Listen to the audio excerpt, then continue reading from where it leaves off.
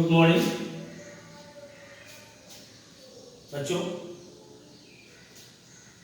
पिछले top session में मैंने आपको इलेक्ट्रिकल इंडक्शन से इंट्रोड्यूस कराया था, जिसमें मैंने आपको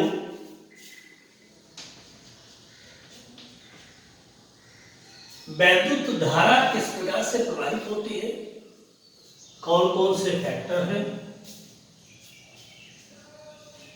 उसके अंतर्गत कई चीजें मैंने बताई थी कि the conduction of electric current, किसी भी चालक के भीतर मुक्त इलेक्ट्रॉन होते हैं और ये मुक्त इलेक्ट्रॉनों की संख्या ही उस चालक की चालकता को तय करती है। पर यूनिट वैल्यू में जितने ज्यादा इलेक्ट्रॉन होंगे उसकी चालकता उतनी ज्यादा होगी। और सामान्य स्थिति में ये सभी मुक्त इलेक्ट्रॉन आयनों के बीच खाली स्थान पे के बीच ऊष्मीय वेग जो लगभग 10⁵ मीटर पर सेकंड का उच्च वेग होता है, ऐसे गति करते हैं। परंतु इनका प्रवाह एक निश्चित दिशा में नहीं है, जिसके कारण किसी भी परिस्थिति से नेट फ्लो इसका क्या होता है, रेट ऑफ फ्लो 0। लेकिन जब इसके सिरों को के बीच एक विभवांतर स्थापित कर दिया जाता है, लगा दिया जाता है, तो इस सभी मुक्त इलेक्ट्रॉनों पर एक वैद्युत बल लगने लगता है। उस वैद्युत बल के कारण वो एक निश्चित दिशा में एक नियत सूक्ष्म वेग से गति करते हैं। उस नियत सूक्ष्म वेग को क्या कहते हैं, अनुगमन वेग। जब भी करंट फ्लो होगी तो अनुगमन वेग से गति, और इसका एक रिलेशन मैंने निकाला था, I = NEAVD। किसी भी कंडक्टर में बहने वाली धारा I बराबर क्या होती है, मुक्त इलेक्ट्रॉन संख्या डिपेंड करती है इलेक्ट्रॉन के आवेश पर, एरिया ऑफ क्रॉस सेक्शन और अनुगमन। इस अनुगमन वेग के आधार पर हम ओम के नियम की उत्पत्ति करेंगे। ये आपके समझने के लिए, बोर्ड एग्जाम के लिए भले इंपॉर्टेंट नहीं, लेकिन आपके समझने के लिए इंपॉर्टेंट है। बाकी नोट्स में दे के समझना है आपको। हमने माना एक चालक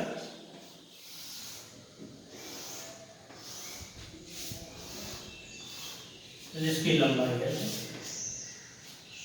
अनुप्रस्थ परिच्छेद के क्षेत्रफल कैपिटल है, उसकी एकांक आयतन में मुक्त इलेक्ट्रॉनों की संख्या, प्रति एकांक आयतन में मुक्त इलेक्ट्रॉनों की संख्या स्मॉल n है।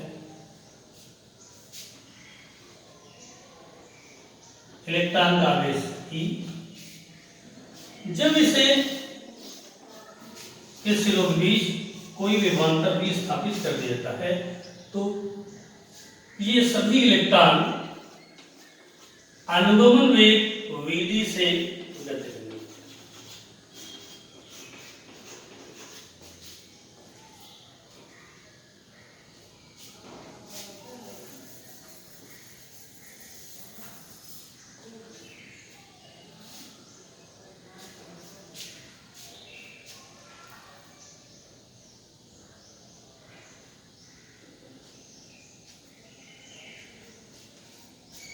अनुगमन वेग Vd से गति करेंगे।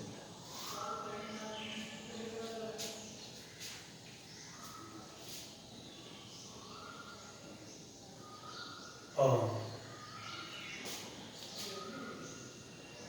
हम इससे पहले ड्राइव कर चुके हैं अनुगमन वेग और लगाए गए विभवांतर में संबंध।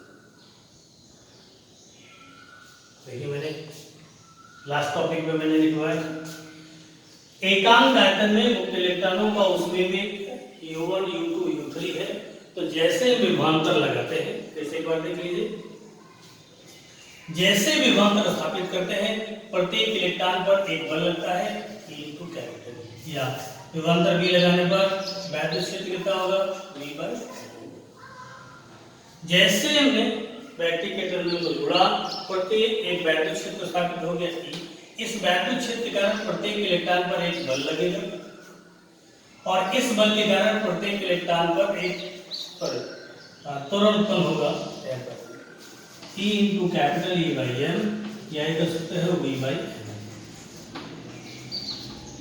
ये बल हर इलेक्ट्रॉन पर लगेगा, हर इलेक्ट्रॉन पर लगेगा। यदि इलेक्ट्रॉनों की ऊष्मीय वेग U1, U2, U3 तथा क्रांतिकाल τ1, τ2, τ3 हो, तो एक क्रांतिकाल के बाद पहले इलेक्ट्रॉन का वेग बढ़ के कितना आएगा, V1 बराबर U1 प्लस a टाउ, दूसरे का V2 बराबर U2 plus a tau dash, Vn बराबर Un प्लस a टाउ। तो एक क्रांतिकाल के बाद सभी इलेक्ट्रॉनों का औसत वेग ही अनुगमन होगा, V1 plus V2 plus dash dash, या गया U1 plus a tau plus U2 plus a tau dash dash, क्या आ गया U1 plus U2 plus UN by n a τ1 plus τ2 by n, क्या आ गया U bar plus a tau. चूंकि औसत ऊष्मीय वेग क्या होता है, 0 होता है, इसलिए Vd इक्वल क्या आ गया a टाउ, a की वैल्यू है Ev by ml into tau, यानी कि Vd is equal to E tau by ml। ये अनुगमन पहले निकाल चुके हो। तो हम कह सकते हैं कि जब किसी चालक के समविष्ट विभवांतर भी लगाया जाता है तो सभी इलेक्ट्रॉन अनुगमन वेग Vd बराबर E tau by ml into V से गति करते हैं, विभवांतर भी लगाए। इसके कारण प्राप्त धारा होगी I बराबर NeAVD,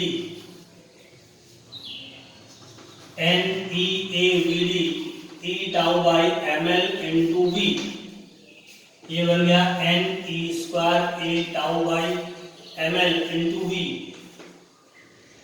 I by V is equal to क्या गया Ne square a tau by ml, तो V by I is equal to हो गया ml upon Ne square a tau, क्या कर सकते हो V by I is equal to m upon Ne square tau L by A। यहां देखिए m electron का द्रव्यमान है, कांस्टेंट है, प्रति एकांक आयतन में मुक्त इलेक्ट्रॉन संख्या एक कांस्टेंट होगी, E कांस्टेंट है, टाउ बराबर होता है लैम्डा अपॉन Vrms। दो आयनों के बीच औसत दूरी इसकी तरंगदैर्घ्य के बराबर Vrms प्रोपोर्शनल होता है दूरी, यानी यदि T कांस्टेंट रहे तो Vrms कांस्टेंट हो, और Vrms कांस्टेंट होगा तो टाउ कांस्टेंट हो, ये भी होगा।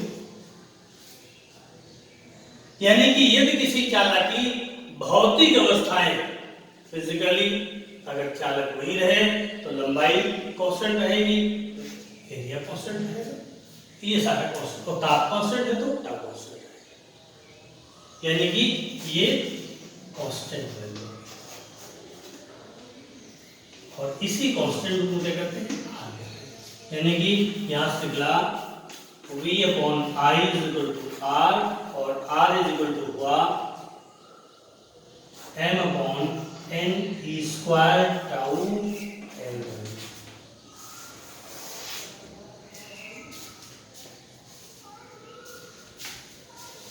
इंपॉर्टेंट फैक्टर, यानी कि आर की वैल्यू आ गई M upon N E square tau L by A. अगर की तुलना हम करते हैं आर बराबर रो एल बाई ए से करते हैं, तो रो इज इक्वल टू क्या आ गया M upon N E square tau.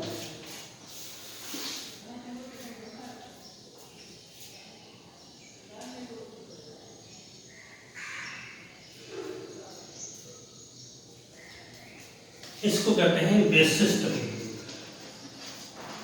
विशिष्ट इसीलिए कहते हैं, ये फिजिकली डिपेंड नहीं करता, लंबाई और मोटाई पर डिपेंड नहीं करता, किस पर डिपेंड करता है? एम तो कांस्टेंट है ही है, ई कांस्टेंट है, टाउ कांस्टेंट है, एन पर डिपेंड करता है। यानी कि चालकता ज्यादा होगी तो विशिष्ट प्रतिरोध कम होगा, यानी कि एकांक आयतन में मुक्त इलेक्ट्रॉन की संख्या जितनी ज्यादा होगी विशिष्ट प्रतिरोध उतना ही कम होगा, जिसके कारण प्रतिरोध कम होगा। तो दो फार्मूले दिख रहे हैं।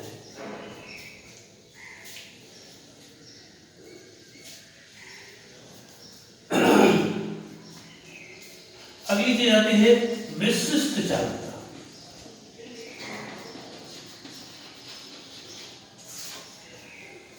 विशिष्ट चालकता उसके विशिष्ट प्रतिरोध के विरुद्ध करती है, यानी कि विशिष्ट प्रतिरोध जितना ज्यादा होगी चालकता उतनी कम होगी।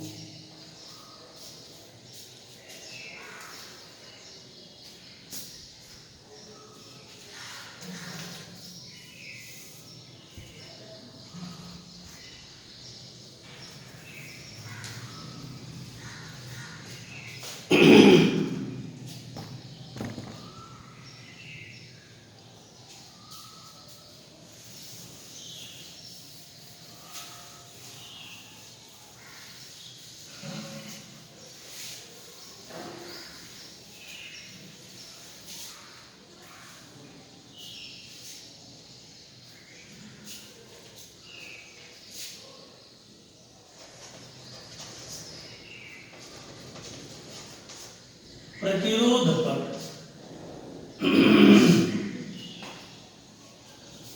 प्रतिरोध को प्रभावित करने वाले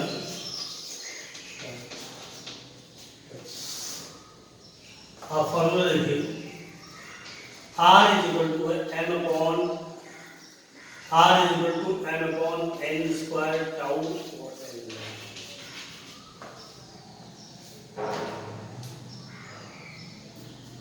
यहां से क्लियर होता है आर, ये एम एन और ई ये सब कांस्टेंट है।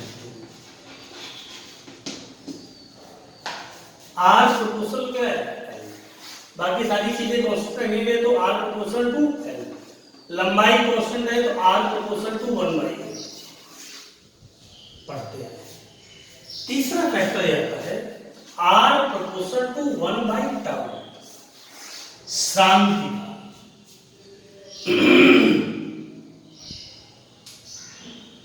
और टाउ बराबर होता है लैम्डा अपॉन वीआरएस।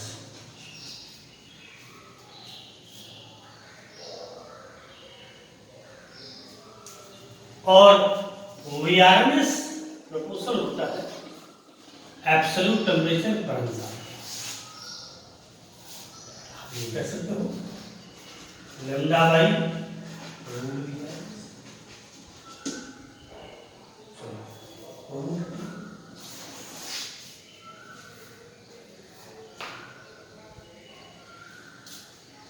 लैम्डा क्या चीज है, ये पॉजिटिव आयन है, ये पॉजिटिव चालक के बीच दो धनायनों के बीच औसत माध्य दूरी है लैम्डा से। अगर टेम्परेचर बढ़ता है तो इनके बीच की दूरी बढ़ती है।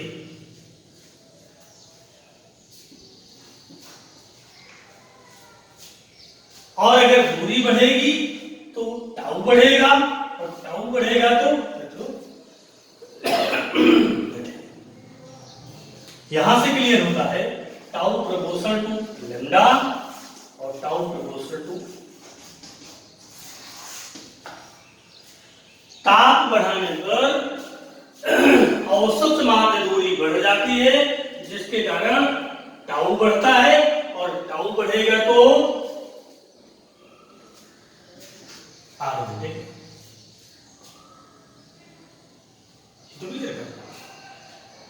ये बढ़ेगा तो टाउ बढ़ेगा, और टाउ बढ़ेगा तो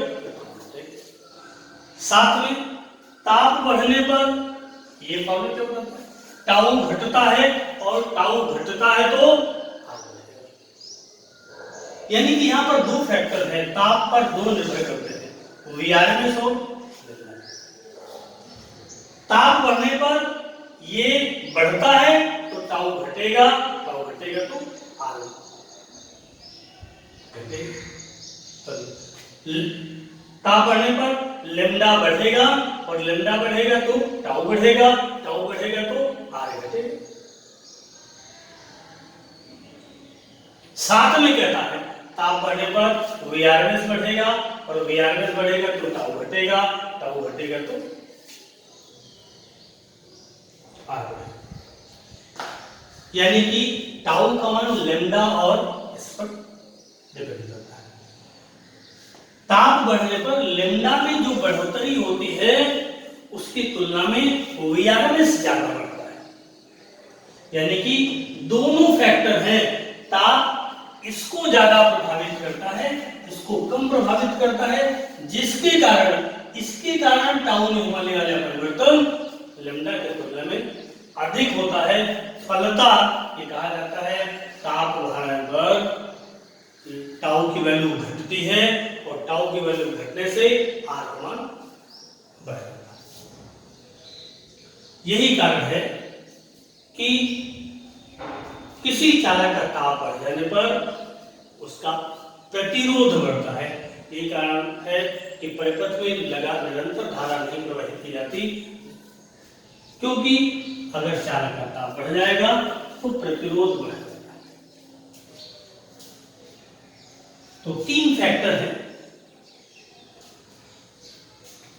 एल पर, ए पर और टाउ पर।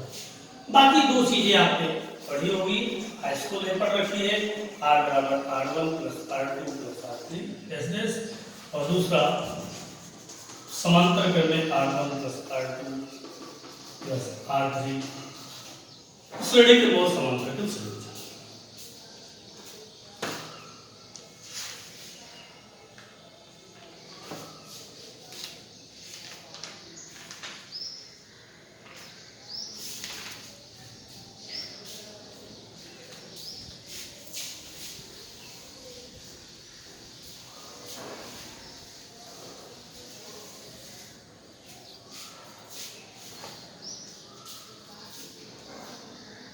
एक तो ताप का प्रभाव,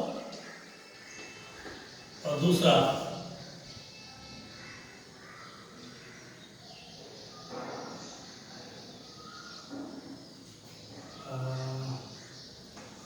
भौतिक अवस्था।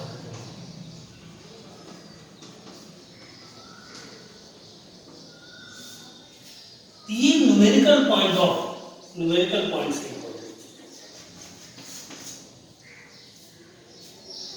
इसको समझ लीजिए, न्यूमेरिकल में ये लिए इंपॉर्टेंट है।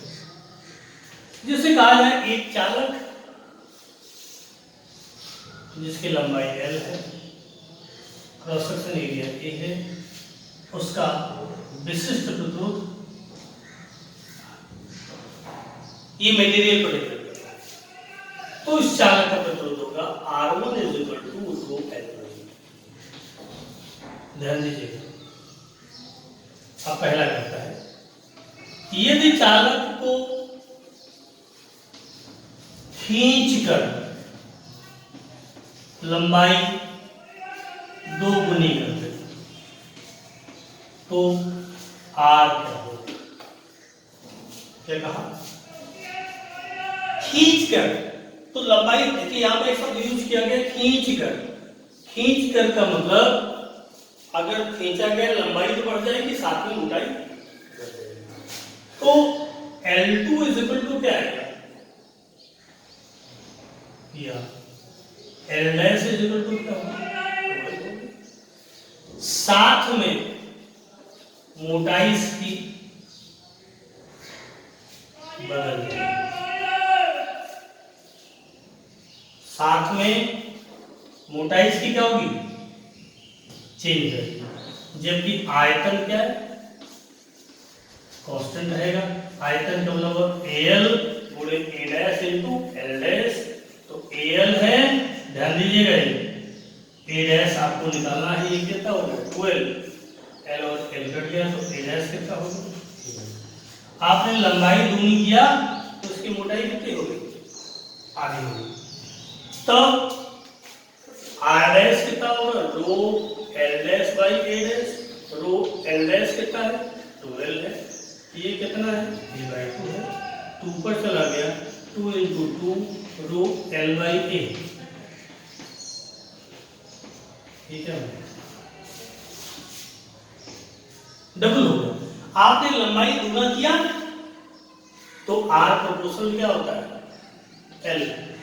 लंबाई दूनी हो गई, साथ में ऑटोमेटिक मोटाई क्या होगी? आधी हो गई। तब भी प्रतिरोध दूना हो गया तो रिजल्टेंट प्रतिरोध कितना हो गया? 4।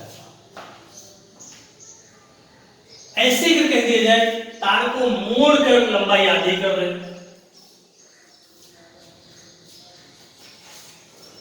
तार को मोड़ कर लंबाई क्या कर दे? हाफ कर दे।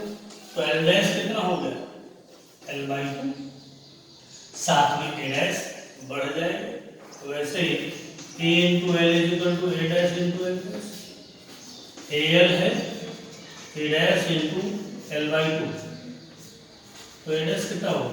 2A होगा। और तब R डैश होगा rho L dash by A dash. Rho L dash हुआ L बाई 2, तो ये हो गया 2A। 1/4 row L by A। और तब आ गया R dash is equal to R by 2।